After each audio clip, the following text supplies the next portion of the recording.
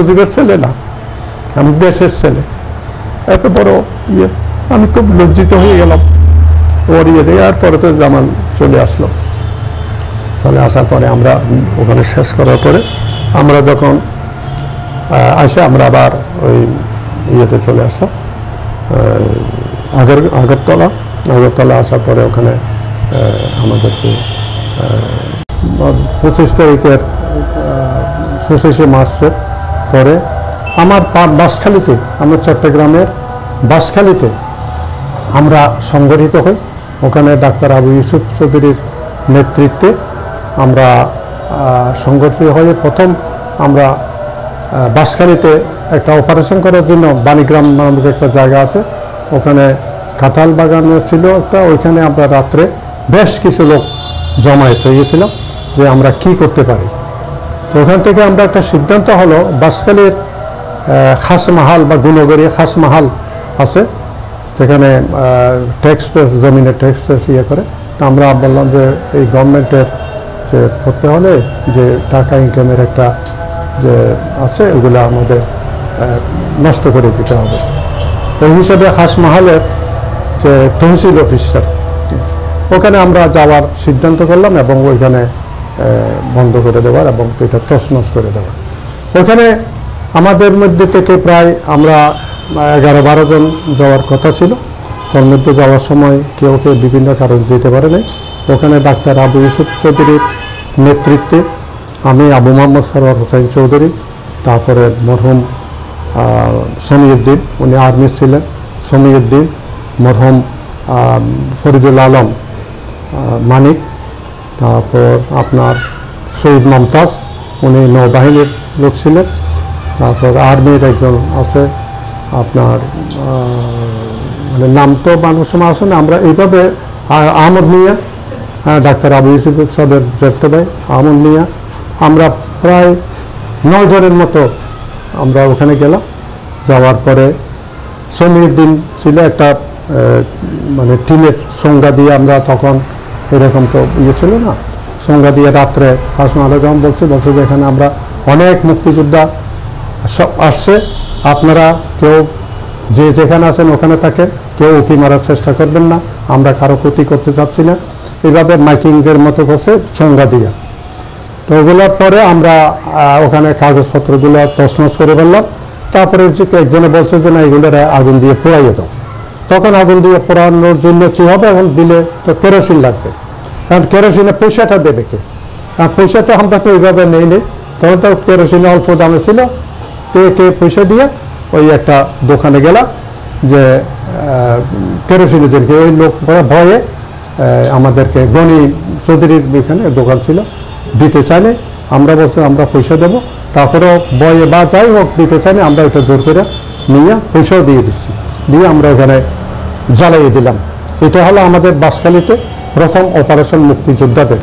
ওই থেকে মুক্তিযোদ্ধাদের যে আগমন, মুক্তিযোদ্ধাদের যে জানান দিছে পাবলিকের মধ্যে যে হ্যাঁ মুক্তিযোদ্ধারা এখানে সরিয়ে ছিটিয়ে পড়ছে, এটাই হলো আমাদের একটা প্ল্যান ছিল। এটা সাকসেসফুল হওয়ার পরে কয়েকদিন পরে আমরা একটু সাহস বাড়লো, পাবলিকেরও বিভিন্ন রকম উৎসাহ দেখতেছিল, এবং তখন আমরা চিন্তা করলাম যে না, অপারেশন এখন তো আমাদের অস্ত্র দরকার, কী করা যাবে। তখন ফরিদুল আলম মানিক, তারপরে আপনার আর্মি ইয়ে ছিল, নাম ভুলে যাই, সরি আমি। তখন আমরা কয়েকজন, মানে আবু সালেমান চৌধুরী, উনি পরে মন্ত্রী পরিষদ সচিব ছিলেন, প্রাইভেটেশন বোর্ডের চেয়ারম্যান ছিলেন, ওখান থেকে রিটায়ারমেন্ট হয়েছেন, উনি এখন মরহুম, ওনার গ্রহের মাগফিরাত কামনা করছি, উনি, তারপর আপনার আমি, ফরিদুল আলম, আমি সরওয়ার হোসেন, ফরিদুল আলম মানিক, তারপরে মমতাজ মামা, তারপরে আহমদ মিয়া, আমরা বলছে যে এটা রাত্রের ভিতরে আমরা করব।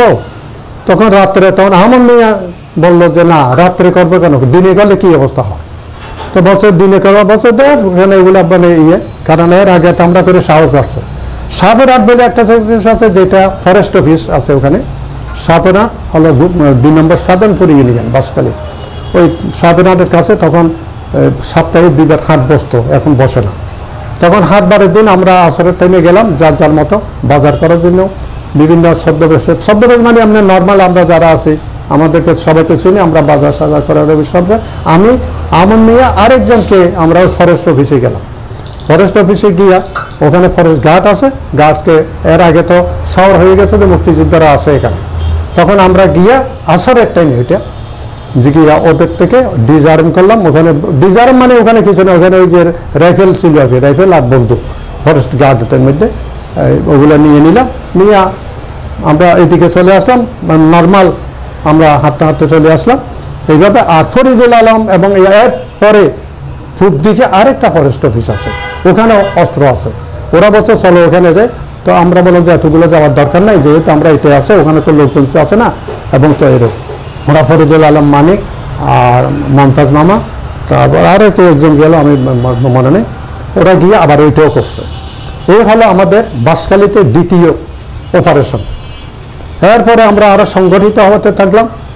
সংগঠিত হওয়ার পরে আমরা এখন চিন্তা করলাম যে আমাদেরকে প্রোপাগান্ডা এবং বিভিন্ন সময় ইয়েতে সাইকোলজিক্যাল মেশিনের দরকার।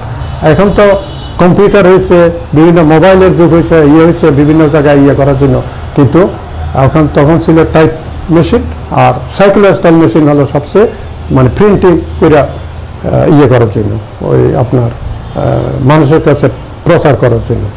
তো এটা কোথায় আছে? এটা আছে সিইও অফিস, যেটা বর্তমানে ইউএনও অফিস বলি আমরা, এটা তখন সিইও অফিস বলতো।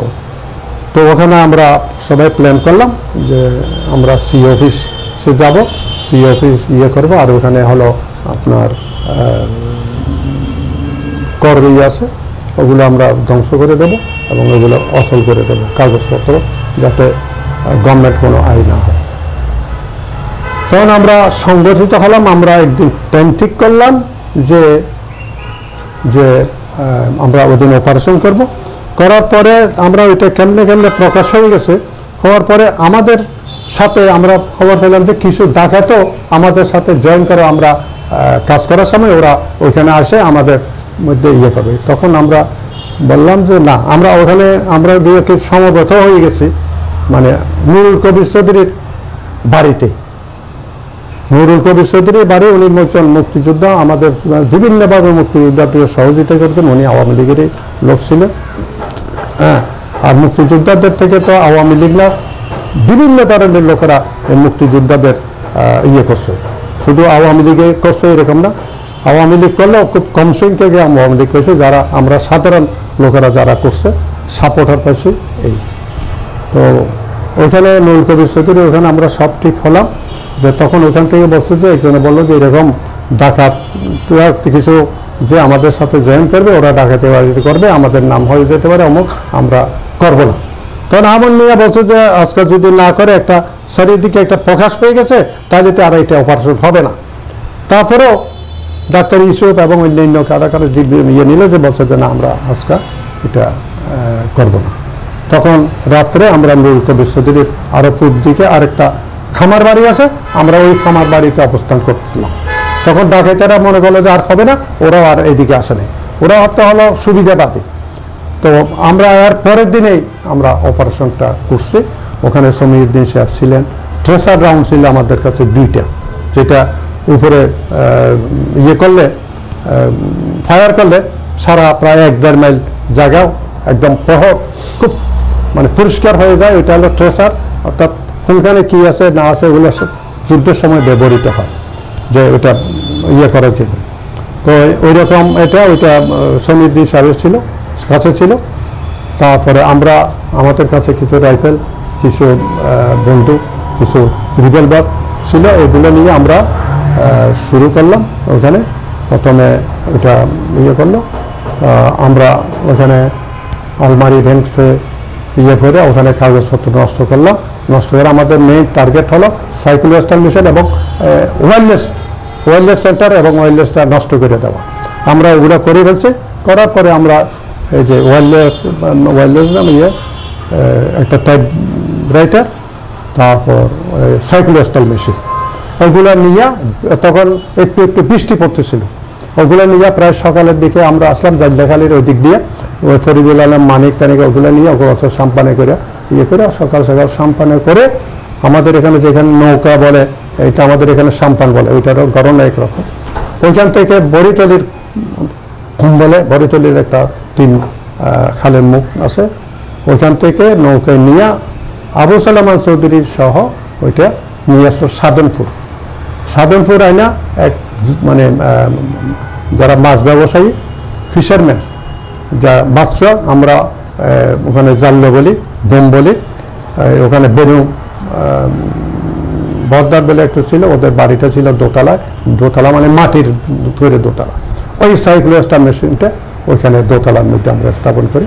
ওইখান থেকেই ওখানে সাইক্লোস্টার মেশিনে একটা জিনিস আছে যেটা প্রিন্ট হয়, ওইটা আনা হয়নি, পরে ওইটা আমরা থেকে জোগাড় করছে, করার পরে ওখান থেকে আমরা সাইক্লোস্টাইল করে বিভিন্নভাবে প্রচারণ চালাইতাম।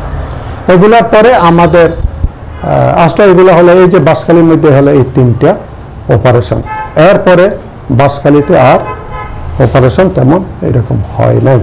এবং আমরা চলে যাওয়ার আমরা এরপরে আমাদেরকে ডাক আসলো যে তোমাদের হায়ার ট্রেনিংয়ের জন্য ইন্ডিয়া যেতে হবে এবং তোমাদেরকে তখন মুক্তার আহমদ সাহেব উনি স্বেচ্ছাসেবক বাহিনী প্রধান ছিলেন, হ্যাঁ, চিটাগং ডিভিশনের, এবং অত্যন্ত সৎ মানুষ, মরণের আগ পর্যন্ত খুবই সৎ মানুষ, খুবই মানে মানুষ এবং দেশপ্রেম ছিল। তো উনি আমার একদিন সাবরান যেটা বলছিলাম ওখানে দেখা হলে বলছে স্যার এরকম ব্যাপার, এখন তোমরা যাও, আমি তো আপনাদের খুঁজতেছি। তখন বলছে যে এরকম ব্যাপার, ডাক্তার ইস্যু সহ আমরা গেলাম ইন্ডিয়া যাওয়ার জন্য, মানে চট্টগ্রাম শহরে যার মানে একই সাথে না, একভাবে এক একজনে আমরা ওকেও চামড়া গুদাম বাজার আপনার সাকটায় ওখানে কিছু অবস্থান করছে, আমি আমার ফুফুতো ভাই ছিল একজন, ওদের বাসায় অবস্থান করছি। আবার নিউ মার্কেটের ওইদিকে সিদ্দিক বলে একজন লোক আছে আমাদের রাতারকুল বলে বাঁশখালীর, উনি ওখানে সেল করতে বিভিন্ন দোকানে একটা চাকরি করতে বিভিন্নভাবে মালপত্র এদিক ওদিক আনতো। উনি দাঁড়িয়ে ছিল, হামজাবি পড়ছে, ওনার নাম হলো সিদ্দিক আহমদ, কিন্তু অনেকে বলছে দাড়ি সিদ্দিক, অনেকে বলছে মৌলভী সিদ্দিক, হ্যাঁ, অনেকে বাবা দেখতেও এরকম মনে হইতো, মানে মৌলভী এবং তখন উনি আমাদের সাথে, উনিও তখন মুক্তিযোদ্ধা, বিভিন্নভাবে উনি সাহায্য সহযোগিতা আমাদেরকে করছে, যে সংগঠিত করতে বিভিন্ন জায়গায় রাস্তায় করছে। এবং তখন ছিল যেটা এখন সিএনজি, তখন ছিল ওইটা বলতো বেবি ট্যাক্সি, ও বেবি ট্যাক্সি যুগে অস্ত্রশস্ত্র উনি পাচার করতো, বিভিন্ন জায়গায় আনা নেওয়া করতো। কিন্তু পাঞ্জাবিরা যারা যেহেতু মহলবী, দেখতে সুন্দর মানুষটা, দেখতে খুব ভালো লাগতো, অনেক সময় এটা উনি ওইভাবেই আমরা ওইভাবে কাজে লাগিয়েছি। একদিন আমি যাওয়ার আগে ইন্ডিয়া যাব, যে কোন দিক দিয়ে যাব, আমরা আসবো মিরেশ্বরে যাবে। মিরেশ্বরে তখন হলো মানে মুক্ত এলাকা ছিল মিরেশ্বরে, এবং চট্টগ্রামের মধ্যে সবচেয়ে বেশি মুক্তিযোদ্ধা হলো মিরেশ্বরেতে। তো মিরেশ্বরে গেলাম, মিরেশ্বরে যাব, এর ভিতরে বিভিন্ন করতেছে। নিউ মার্কেট রূপবিতান বলে একটা দোকান ছিল, ওই রূপবিতানের মালিক ছিল ফরিদ ভাই, ওনার বাড়ি বোধ হয় ফটিকছড়ি, বেটে লোক, ওরা সবসময় এইভাবে বিভিন্ন ওরা করছে। একদিন আমারে বলছে যে এক কাজ করো, তোমার কাজ আছে। কি কাজ? আমার গ্রেনেড দিল 2টা, একটা পিস্তল দিল, বলছে যে অপারেশন চলছে। আমি অপারেশন কোথায় যাব, কি যাবো, তোমার দরকারে তোমার সবগুলো দায়িত্ব দেওয়া হচ্ছে, হ্যাঁ, কে কোথায় কি করছে এটা পারবা কি না বলো। তাহলে আমি তো মরার জন্য আসছি, দেশের জন্য আসছি, পারবো না কেন বলেন। আর কার কাছে কে করবে না করবে কিছুই আমার বলতেছে না, কিন্তু আমার উদ্দেশ্য হলো যে দেশ স্বাধীন করতে হবে, আমি মরি বা না জানি, কিন্তু আমি তো ওখানে বলছে যে দামপাড়া পুলিশ ক্যাম্প এখনো আছে, ওইখানে এই মোহাম্মদ আলী রোড আছে, মোহাম্মদ আলী রোডের ওইখানে তুমি থাকবা, তারপরে এর আশেপাশে অনেকেই আছে, তুমি দেখবা না, কিন্তু তোমার কেউ দেখবে না, তুমি ওইখানে থাকবা। এইরকম এগুলো হলো গেরিলা যুদ্ধ, কারো কেউ ছিল বা কোনখানে কি করবে এটা কোনো দরকার নেই, কারণ তুমি যদি ধরা পড়ে, তোমারে বুঝছি আর কি, যে আমি ধরা পড়লে হয়তো বলবো যে মুখের কথা, ওই জন্যই অনেকের হয় না। ঠিক আছে, আল্লাহ বর্ষা, হ্যাঁ, গেলাম, বলছে যে তোমার কিছু করতে হবে না, এইরকম ওই যে মিলিশিয়া কিছু আছে এই টাইমের ভিতরে, যখন বলছে তোমার ওই দিক থেকে মানে বাম দিকে না ডান দিকে, বলছে যখন ফায়ার হলে সাথে সাথে তোমরা ফায়ার করে দিবে। তারপর যাক ওইভাবে গেলাম। যাওয়ার পরে প্রায় আমি যখন ওখান থেকে বের হচ্ছি, বের হওয়ার পরে আমার কলেজ ফ্রেন্ড একটা, আমাদের এর আগেই মানে মাঝখানে মানে 3-4 দিন পরে পরীক্ষা ছিল, আইএ পরীক্ষা, ইন্টারমিডিয়েট পরীক্ষা ছিল। তো আমার এক বন্ধু আমার সিঁড়িতে নিউ মার্কেটের দক্ষিণ দিকে সিঁড়ি দিয়ে নামবো, ওইখানে আমারা বলছে যে কী ব্যাপার, কেমন আছিস, ভালো আছে, কি পরীক্ষা দিবি না? আমি বা লেখাপড়া তো করি নাই, কেমনে কি পরীক্ষা দেবো এটা বলছি। তো বলছে যে আমি তুই দিচ্ছ নাকি? আমার কিন্তু যেহেতু আমার এখানে গ্রেনেড আছে, রিভলভার আছে, হ্যাঁ, আমি তার বেশি দাঁড়িয়ে থাকতে পারতেছি না, আমি শর্টপট করতেছি, মানে ওরও বুঝতে দিতেছে না, ও আমার কথা বলার জন্য ছাড়তেছে না। তো আমি বললাম যে কী ব্যাপার, তুমি ইন্টারভিউ কার্ড নিয়েছো, পরীক্ষার অ্যাডমিট কার্ড নিয়েছো নাকি? আমি খাওয়া নিয়েছি, দেখি। তো আমি দেখলাম, দেখে আস্তে করে হ্যাঁ মানে ওর আগে নেওয়ার পরে ওর একটা হাত আমি আমার কোমরে যে রিভলভার আছে ওখানে ঘষা দিলাম। ঘষা দেওয়ার পরে ও চমকে গেল। চমকে যাওয়ার পরে ভয় পেয়ে গেছে। আমি অ্যাডমিট কার্ডটা ছিঁড়া ফেললাম। ছিঁড়ার পরে বলছি যে দেখো, এখানে আমাদের অনেক লোক আছে, 1 ঘন্টা তুমি এখানে দাঁড়িয়ে থাকবা। 1 ঘন্টার ভিতরে সরি, এর আগে হলো যখন ওর সাথে কথা বলতেছি তখন একজন মিলিটারি পুলিশ ওই সিঁড়ি দিয়ে উঠে বলছে যে বেকারি কাহা, অর্থাৎ বেকারি রুটি টুটি খাবে। ওই লোকটা, ওই আমার ওই বন্ধুটা বুঝে নেই, নামটা আমার মনে নেই, আমার বন্ধু, ও মনে করছে ব্যাটারি চাচ্ছে, ব্যাটারি বলছে মাদার চোখ, এরকম বলছে। আমি দেখো এখন কি করতেছ, তার গালে দিতেছে। আমি তাড়াতাড়ি বলছি যে বেকারি ওখানে, মানে হোটেলটা দেখাই দিচ্ছে ওখানে তাড়াতাড়ি। এরপরেই আমি কিন্তু এই ঘটনাটা ঘটেছে। ওর ইয়েটা নিয়ে, হাতটা নিয়ে আমার এখানে বসাই দিলাম, ও চমকে গেল, ছিঁড়ে ফেললাম। বলছে যে দেখো আমার আশেপাশে এখানে অনেক লোক আছে, তুই 1 ঘন্টা এখানে দাঁড়িয়ে থাকবে, যাতে এদিক ওদিক না যাস। আমি ওইটা দ্রুত নেমে গেলাম, দিয়ে আমি ওই দামপাড়া চলে গেছি। দামপাড়া চলে যাওয়ার পরে আমার যেখানে বলছে আমি ওখানে আসি, নর্মাল লোক, হ্যাঁ, মানে ইয়ে করা। তখন টাইমটা আমার ঠিক মনে পড়তেছে না, ওইটা হলো দুপুরের দিকে, মানে ঠিক এক্স্যাক্টলি আমি কটা এটা আমি এখন মনে করতে পারছি না। টাইমটা হলো দুপুরের দিকে। তারপরে দক্ষিণ দিক থেকে মিলিশিয়া গাড়ি কয়েকটা ট্রাক আসতেছে, উত্তর পাশ দিয়ে ফাট করে একটা গুলি কইছে আমাদের লোকে। তখন আমিও গ্রেনেড চার্জ করলাম এবং এই ওখানে এর ভিতরে মানুষ দৌড়াদৌড়ির মধ্যে দুর্ঘটনা হচ্ছে। ওখানে একটা বড় নালা আছে, নালা বোধহয় এখনো আছে, এটা আমি ফাট করে নালাতে পড়ে গেছি। নালাতে পড়ে যে নালাতে এত পিচ্ছিল, হ্যাঁ, আমি আর উঠতে পারতেছি না, দাঁড়াইতে পারতেছি না। একবার মাথা লাগে, একবার ইয়ে করে করতে করতে কোনো রকমে একটা নালা একটা ইয়ে ছিল, ওখানে কোনো ঠাই পেলাম। ওখান থেকে কোনো রকমে উঠে গেলাম। উঠে আমি একটা পিছন দিয়ে দরজা থাকে, ওই ইয়েটাকে ওই দিক দিয়ে একটা ঘরের ভিতরে ঢুকে গেলাম। ঘরের ভিতরে মানে ওদের বাউন্ডারির ভিতরে দেখি কেউ নাই। ওখানে যখন লোকজন ইয়ে করছে, আমার কাপড় চোপড় সব ভিজা এবং ময়লা। তখন আমি ফাট করে ওদের বাথরুমের ভিতরে ঢুকে গেলাম। বাথরুমে ঢুকছি, আমার বেকুর মতো মনে হলো, তখন কি করলাম, আর বাইরে যেতে পারতেছি না। আর এদিকে কে আসে, কে বাইরে হও, মুখ সহ এই সমস্ত বলতেছে। এর ভিতরে এক বুড়ি মানে বয়স্ক মানুষ ইয়ে করতেছে। আমি তার তুমি আমি না, এই যে মিলিটারিরা ইয়ে করছে, এইভাবে বাঁচা। কিন্তু ওইটা ছিল একটা মুসলিম লীগের বাড়ি ঘর, ওইটা তো পরে জানছি। আর বুড়ি মানুষ, উনি বয়স্ক মানুষ, আবার সবাই তো তখন বয় ওখানে মুসলিম লীগ বেলা, ওখানে পাঞ্জাবিরা কিন্তু মুসলিম লীগ না, ওরা মারছে বাঙালি, ওরা ওরা ওরা চাইছে বাঙালি মারো। ঠিক এখানে এসে বলছে not land, I want man, not land. তখন থেকে মারামারি শুরু হয়েছে। তখন হিন্দু, মুসলমান, বৌদ্ধ, খ্রিস্টান না, বাঙালির নিধন করা এবং বাঙালির কমাই ফেলা। তুমি বলছো কি ব্যাপার, খাওয়া বাবা, ঠিক আছে ঠিক আছে তুমি। উনি আমার একটা কাপড় দিল, ইয়ে করলো। তা আমি আস্তে করে ওখান থেকে চলে আসলাম। হ্যাঁ, চলে আসার পরে ওই গাড়িটাও আর যাওয়া হয় নাই। এটা এইভাবে মানুষ অনেক রকম ইয়ে করছে।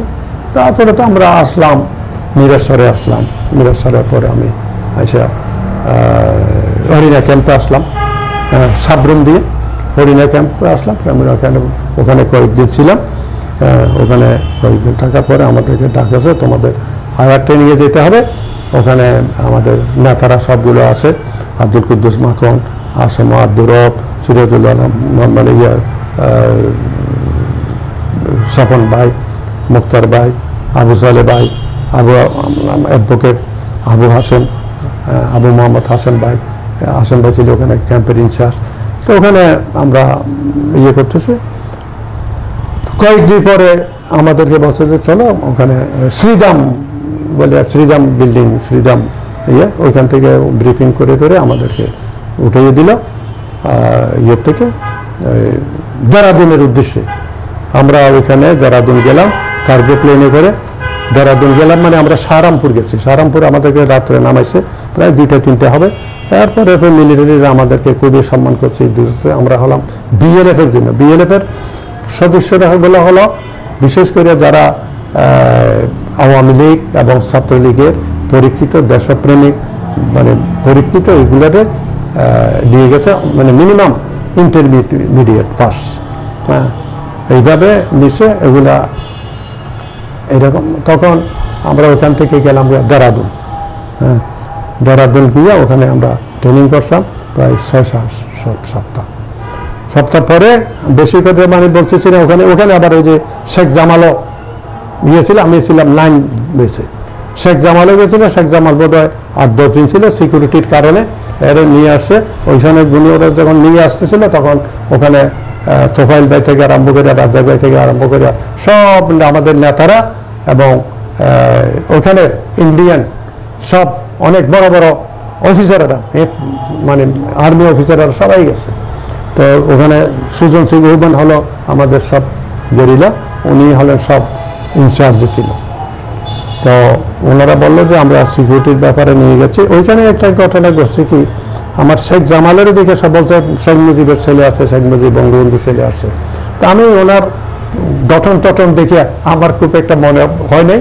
তা আমি বললাম যে এটা কোনো শেখ মুজিবের খামা খায় করে আমি চলে আসে। ওই জামালে কীভাবে যে হোক এটা খেয়াল করছে।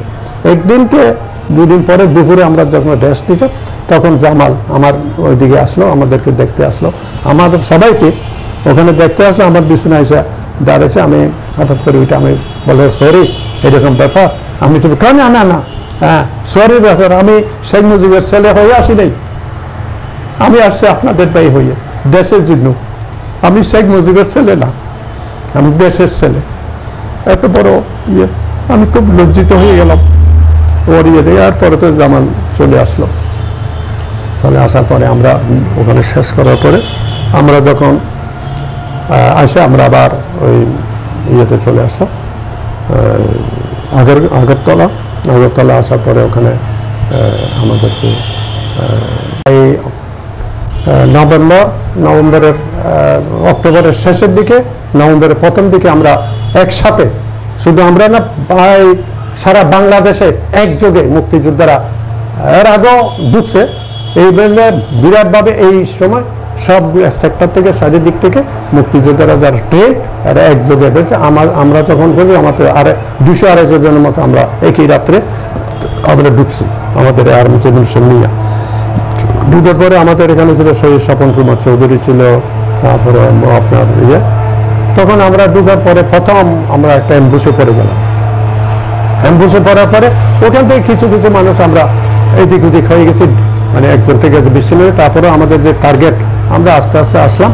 আসার পরে আমরা আসলাম কাউখালী বলে একটা জায়গা আছে, কাউখালী না কি নাম জিজ্ঞাসলা। হ্যাঁ, এটা বোধহয় এখন ফটিকছড়ি না রাঙ্গামাটিতে পড়ছে। হ্যাঁ, তো জিজ্ঞাসলা আসলাম। জিজ্ঞাসলা এসে আমরা ওখানে অবস্থান নিলাম। ওখান থেকে আমাদের কিছু লোক সাতখানিয়ার একটা গ্রুপ মনির ভাইয়ের ওরা চলে গেল। ওরা পরে আমরা যাবো আর কি, সবগুলো তো একসাথে যায় না, বিভিন্নভাবে যায়। ওখানে কি হয়েছে না হয়েছে। মনির ভাই চলে যাওয়ার পরে আমরা ওইখানে অবস্থান করলাম। ওখানে একটা ওই মাদ্রাসার মতো ছিল, সনের সানি লম্বা, মৌলভী সাহেবের বউ আছে, আর কে আছে এটা মনে নেই, ওদের কিছু থাকতে পারে। তো ওইখানে হলো সন্দীপের লোকজন বেশি। তো বলছে যে আগামীকাল তো বাজার জিজ্ঞাসলা বাজার, প্রতি বাজারে ওই মিলিটারি এবং রাজাকারেরা আসে, বাজার টাজার লুটপাট করে নিয়ে যায়, আগামীকাল আপনারা খুব সাবধান থাকবেন। হ্যাঁ, এগুলো আমাদেরকে স্থানীয় লোকেরা বলবে, ওরা বলছে। তখন আমরা ঠিক আছে, আমরা ওখান থেকে কিছু দূরে। পরের দিন ঠিক আমরা চা নাস্তা করতেছিলাম। চা নাস্তা মানে মুড়ি, চা নাস্তা মানে এটা চা নাস্তা এখন হয়েছে, তখন শুকনো মুড়ি আর চা খাবো এই প্রস্তুতি নিচ্ছি। তখন দেখলাম যে জিজ্ঞাসলা বাজারটা পোড়াইয়ে দিতেছে। এর আগে কিন্তু বহুবার কাছে পোড়ায়নি। এর আগে আরো 2টা টিমের সাথে পাঞ্জাবির সাথে মানে সংঘর্ষ হয়েছে।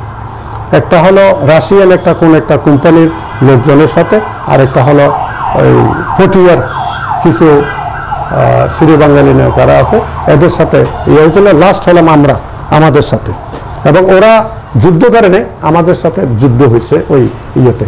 ওরা কিন্তু অ্যাটাক হওয়ার পরে সরে গেছে, দুই একটা ফায়ার করার পরে, কিন্তু আমাদের সাথে তো এখনো কিন্তু আমরা কিন্তু যুদ্ধ করার জন্য আমাদের নির্দেশও নেই। হ্যাঁ, কিন্তু আমরা ওখানে পাহাড়ের মধ্যে একটু আশ্রয় নিলাম, কিন্তু কথা হচ্ছে যে আমাদেরকে তোমরা সাথ দিবা, ছেড়ে দিবে না। তো আমরা ওখান থেকে চলে আসতে পারতাম, কিন্তু আমরা চলে আসলে পাবলিকের যে একটা আস্থা চলে যাবে, ওই জন্যই আমরা পাহাড়ের মধ্যে একটু স্থান নিয়েছিলাম। ওরা দূরের থেকে আমাদেরকে দেখছে, দেখার পরে একটা ছোট টিলা, আমরা রাঙ্গুনিয়ার গ্রুপ ছিল, তারপরে সাতখানিয়ার গ্রুপ ছিল, ওই যে মানে বিয়েরা আর লোহাগাড়া, আর আমরা বাঁশখালী রাঙ্গুনিয়া রাউজান, আমরা বেশ কিছু ইয়ে ছিলাম, গ্রুপ ছিলাম কয়েকটা। এরা সকালবেলা যখন আমরা পাহাড়ে চলে গেলাম, দূরের থেকে দেখছে যে ছোট একটা টিলা এইরকম, ওখানে হলো ছোট ছোট টিলা, আর এইদিকে হলো জঙ্গল বিভিন্ন রকম। এই চারিদিক থেকে মানে ওরা হলো 105 জন, 30 জন হলো রাজাকার, আর 65 জন হলো পাঞ্জাবি। ওরা তো ট্রেন, কথায় আছে পৃথিবীর যদি পাকিস্তানের সোলজার, ইন্ডিয়ান অফিসার, রাশিয়ার অস্ত্র, আমেরিকার টাকা যদি একত্র হয়, সারা পৃথিবী জয় করতে পারে। এইরকম দুর্দর্শ ছিল পাকিস্তানি সাধারণ আর্মিরা, কিন্তু বড় যারা আছে এরা ব্রেনি ছিল না। ব্রেনি ছিল ইন্ডিয়ার অফিসারেরা, সবসময় ব্রেনি ছিল।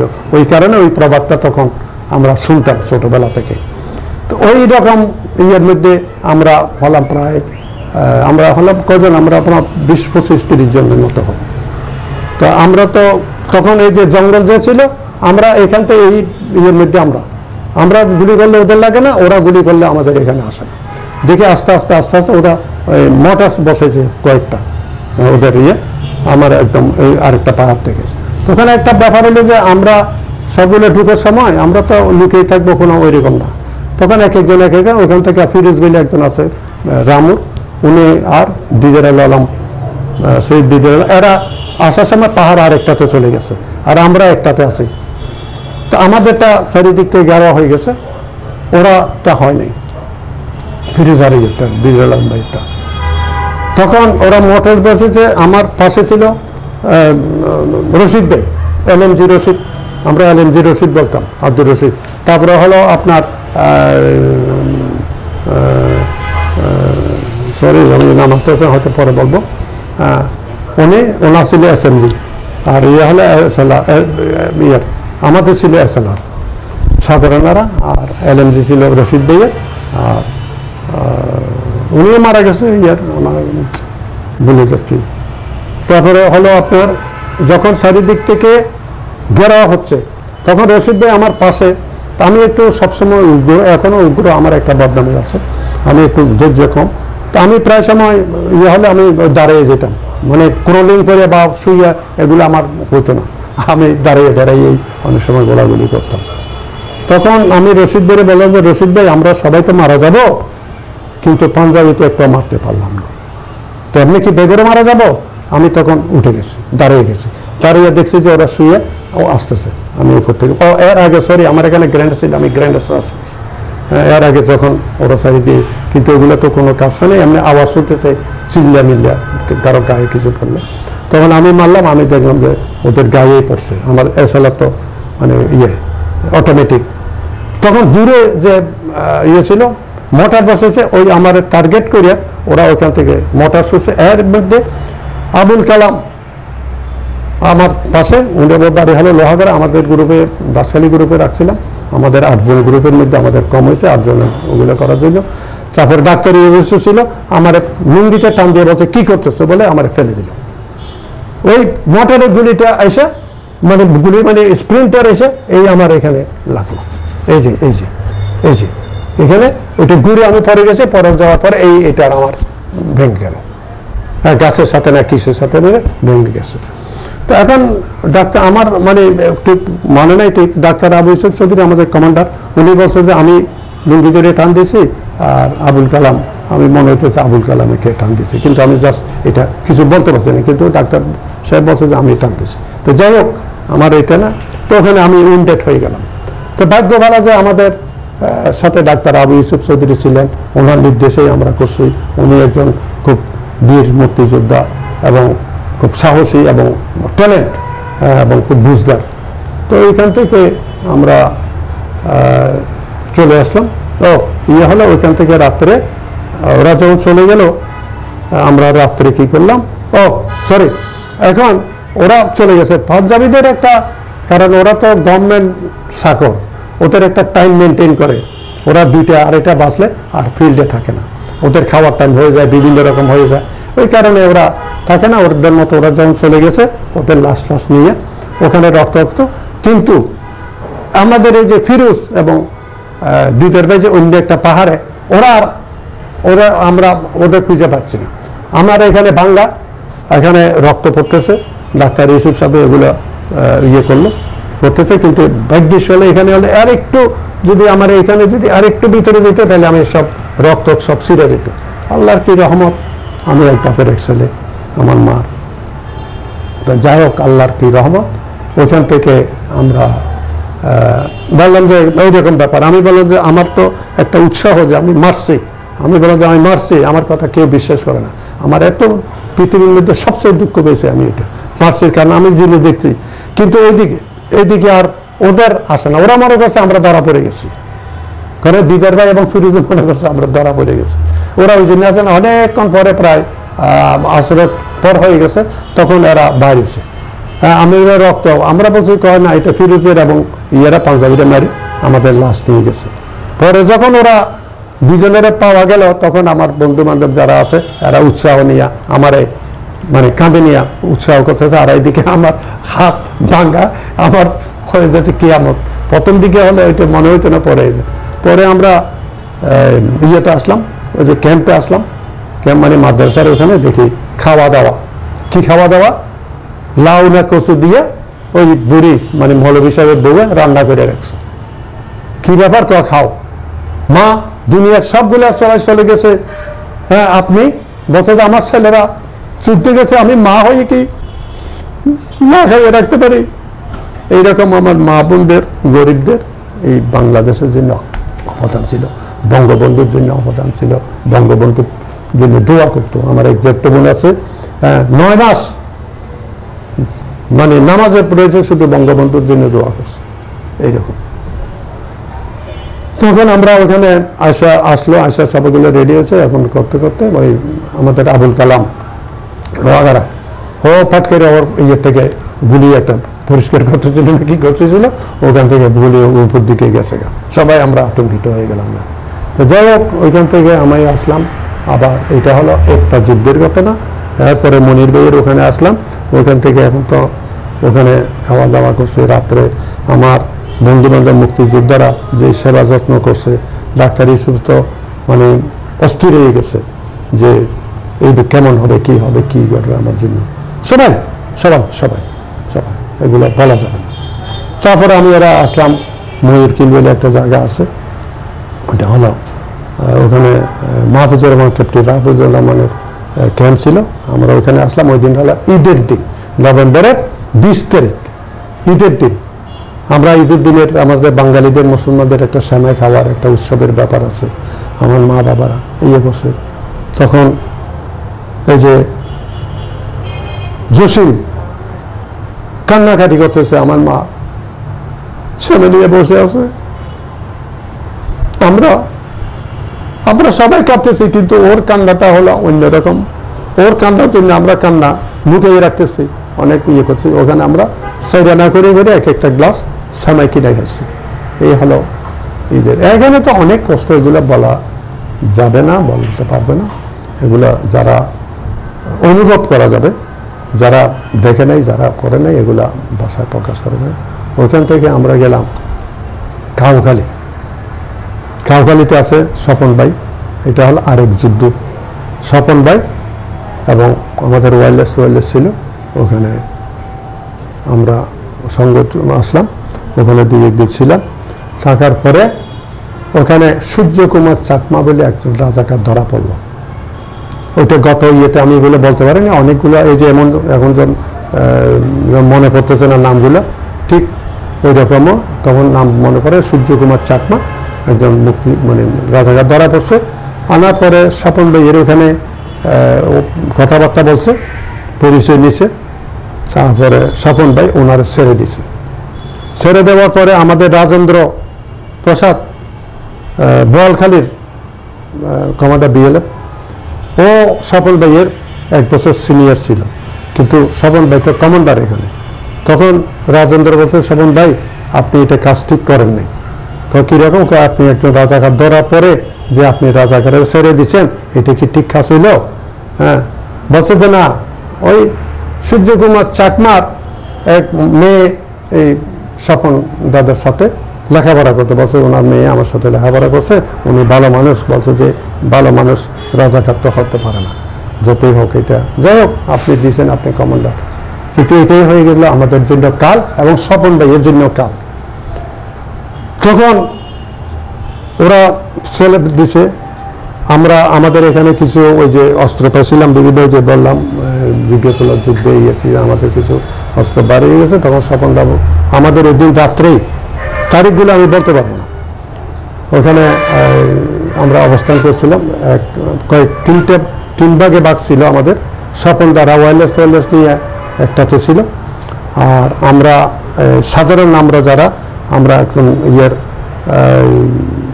পোস্ট মাস্টারের বাড়িতে ছিলাম, আর একটা ঘর ছিল স্বপনদার কাছাকাছি, ওখানে ডাক্তার ইউসুফ আর ওকে ছিল। তো আমার তো ওইখান থেকে ইনডেট হয়ে আসছি আমি ইয়ের থেকে। তখন স্বপনদা বললো যে, স্বপন কুমার চৌধুরী বললো যে আমাদের এখানে এতগুলো জিনিস দিয়ে এই দুর্গম রাস্তা দিয়ে তো যাওয়া যাবে না, এখন কিছু জিনিস তোমরা এখানে ক্যাশ করে ফেলো। ক্যাশ করে একটা ওরা একটা ম্যাপ তৈরি করছে, ধরে কোথায় কোথায় আবার আসলে যাতে পাওয়া যায়, কেমন ওইটা ম্যাপটা তৈরি করে এখন বলছে যে এরকম আমারও দেখে নিয়ে আসলো ডাক্তার হিসেবে। বলছে তুমি সার্ভার থাকো, আমি তো মাটি কাটতে পারতেছি না, এরকম বলছে কাটতে হবে না, তুমি যেটুকু পারে করো, কারণ এখানে সবাই রাখা যাবে না, কারণ এগুলো হলো খুব গোপনীয় ব্যাপার। হ্যাঁ, এরকম মানে খুব আছে, তো তুমি থাকো। আরও 2-3 জন নিয়ে আমরা মাটি টাটি করলাম, আমি যেটুকু পাচ্ছি। প্রায় রাত্রে প্রায় 2:30-3টা হয়ে গেছে। ওদিন রাত্রে কিন্তু আমাদের চলে আসার কথা ছিল। তো স্বপন দা বলছে যে অনেক রাত হয়ে গেছে, এখন বাদ দাও, কালকাই আমরা যাবো। ওদিনে ওখানের এক চেয়ারম্যানে আমাদের জন্য আনারস পাঠাইছিল, সুটকি মুটকি। স্বপন দা বলছে আমরা চলে যাবো, সবই হয়ে গেল, আমরা বেশি গেছি। তো আমার একটা পায়খানা স্লো মোশন আরম্ভ হয়ে গেছে। আমি যখন 2:30-3টা বাজে আমি বললাম যে চলেন আমরা চলে যাবো, তখন ডাক্তার আবু ইউসুফ চৌধুরী বলছে যে তুমি এখানে থাকো। আমরা জানি এখানে থাকা সম্ভব না, এখানে আমি আর আপনি থাকবো, সেন্ট্রি কে দেবে, ঘুমাবে কে? তখন ডাক্তার আবু ইউসুফ চৌধুরী আমি পাহারা দেবো, তুমি কেন? আমরা যেটা হয় না, আপনি কমান্ডার, আপনি সহ চলেন। তখন ওনারা সহ নিয়ে আমি ওই যে পোস্ট মাস্টারের ঘরে চলে আসলাম আমরা। তো ওইখান থেকে আমরা যখন ওখানে আসলাম, ভোরে আমাদের উপরে চারিদিক থেকে মিলিটারিরা ঘিরে ফেলছে। হ্যাঁ, ঘিরে ফেলার পরে আমার যেহেতু স্লো মোশন, চোখে আধা ঘুম আধা একবার কথা আনা করি এইরকম। শোনার পরে দেখি আশেপাশে কেউ নাই, ওরা সবগুলো কোথাও পালাই গেছে গা। হ্যাঁ, আমি ওই যে ওখানে শুনতেছি মিলিটারি আসছে, এটা শুনতেছি। মানে বলছে, আমি শুনতেছি মনিভাই আসছে। মনিভাই হলো আমাদের স্ট্যান্ড কমান্ডার, বিএলএফ এর কমান্ডার। মনিভাই আসে, মনিভাই আসে সকালবেলা, ওই জন্য বোধ ওইখানে গেছে। আসলে ওরা বলছে যে মিলিটারি, কারণ আমাদের তো ধ্যান ধারণা হলো আমাদের লোকগুলোটাই। তখন ওইখানে আমরা যখন দেখি তখন দেখি যে SRCL এর গুলি, তারপরে আমাদের গুয়াবেড়া এবং বিভিন্ন বিপ্লব বই ছিল, এবং গোলা টোলা সবগুলো দেখি মানে এইদিক ওদিক করে কেউ নেই। তা আমি একটা কাপড় ছিল যেটা আমাদেরকে দাঁড়াগুলো দিয়েছিল, লুঙ্গি 2টা করে লুঙ্গি দিছিল, তারপরে গেঞ্জি দিছিল। এগুলো আমি ওগুলো বেঁধে ওইগুলো আমি আর বিড়বিড় করতেছি, এগুলো কি কেউ ধরে যায়? এই সেই আমি ওগুলো বেঁধে লুঙ্গির ভিতরে সবগুলো মিশে RCL এর কয়েকটা গুলি, ওইগুলো বড়। তারপরে আমি ওগুলো নিয়ে যখন করতেছি, তখন দেখি আবু সুলেমান চৌধুরী এবং দিদার আলম ভাই এদিক থেকে এসে বলছে কি। তখন একটা 12-13 বছরের একটা বাচ্চা সুন্দর চাকমার একদম নমস্কার নমস্কার নমস্কার নমস্কার নমস্কার কী ব্যাপার মিলিটারি আছে আমরা দেখি ওইদিকে মানে শব্দ হচ্ছে, মানে মিলিটারিদের আওয়াজ হচ্ছে।